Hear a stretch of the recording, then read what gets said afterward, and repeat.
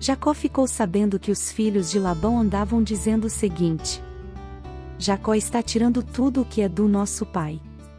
É às custas do nosso pai que ele está ficando rico.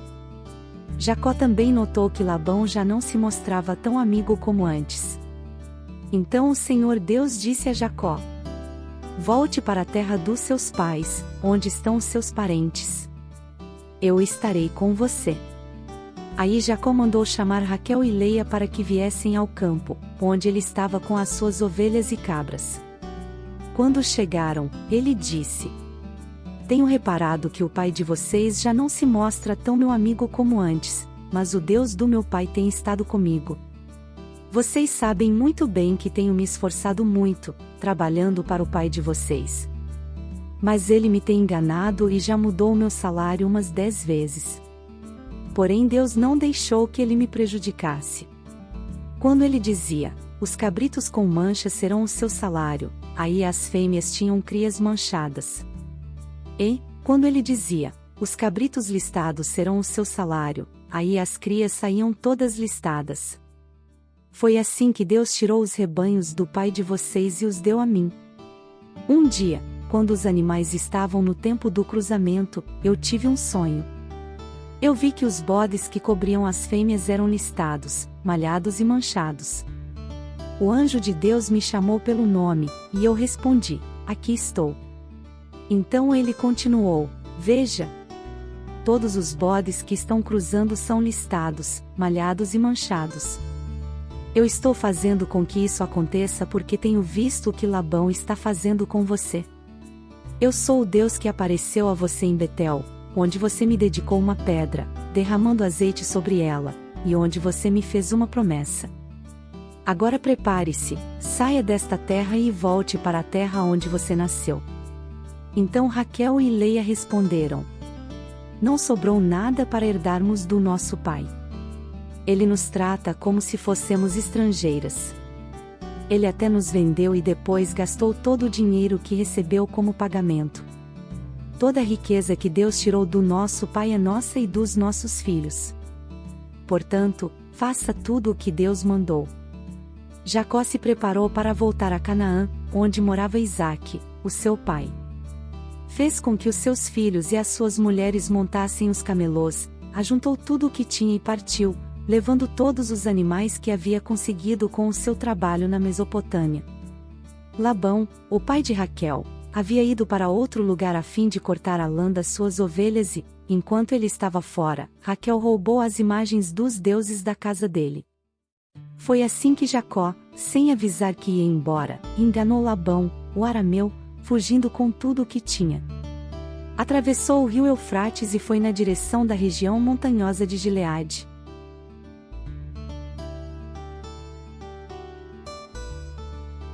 Três dias depois Labão ficou sabendo que Jacó havia fugido. Ele reuniu os seus parentes e foi atrás de Jacó. 7 dias depois, Labão alcançou Jacó na região montanhosa de Gileade. Naquela noite Deus apareceu num sonho a Labão, o arameu, e disse: Cuidado! Não faça nada a Jacó. Labão alcançou Jacó na região montanhosa de Gileade, onde ele estava acampado. E Labão e os seus parentes acamparam no mesmo lugar. Aí Labão disse a Jacó: Por que foi que você me enganou, levando as minhas filhas como se fossem prisioneiras de guerra? Por que você me enganou, fugindo desse jeito, sem me dizer nada? Se você tivesse falado comigo, eu teria preparado uma festa alegre de despedida, com canções acompanhadas de pandeiros e de liras. Você nem me deixou beijar os meus netos e as minhas filhas. O que você fez foi coisa de gente sem juízo.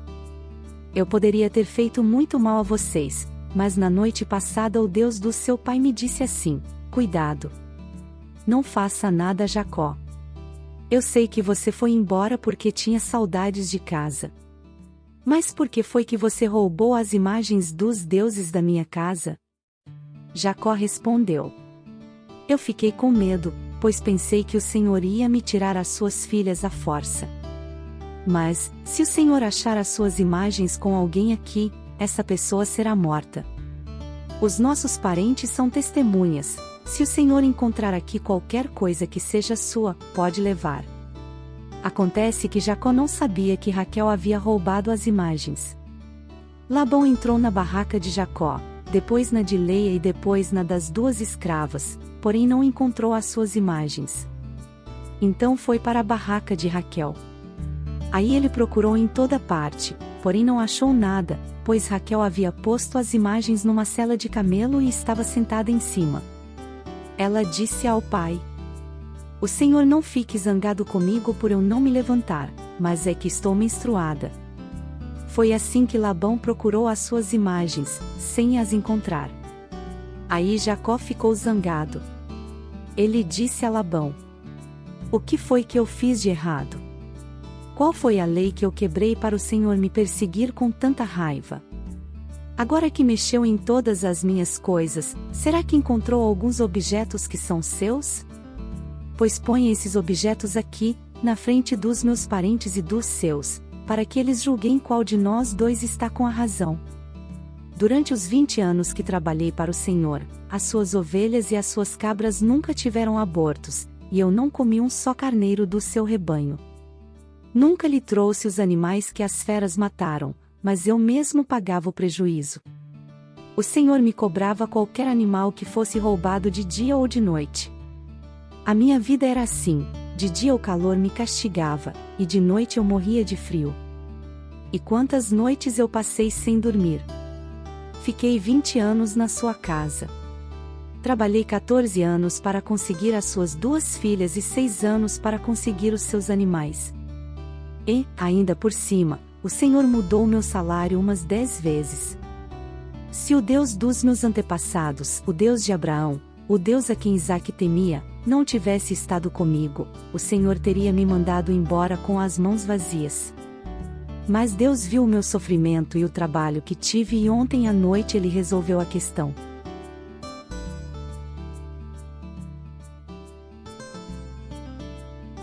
Labão respondeu a Jacó assim: "Estas filhas são minhas, os netos são meus, estes animais são meus, e tudo o que você está vendo é meu. Agora, como não posso fazer nada para ficar com as minhas filhas e com os filhos que elas tiveram, estou disposto a fazer um trato com você. Vamos fazer aqui um montão de pedras para que lembremos desse trato." Então Jacó pegou uma pedra e a pôs de pé como se fosse um pilar. Depois disse aos seus parentes que a juntassem e amontoassem pedras. Eles fizeram um montão de pedras e depois tomaram uma refeição ali do lado dele. Labão pôs naquele lugar o nome de Jegar-Saaduta, e Jacó o chamou de Galiede.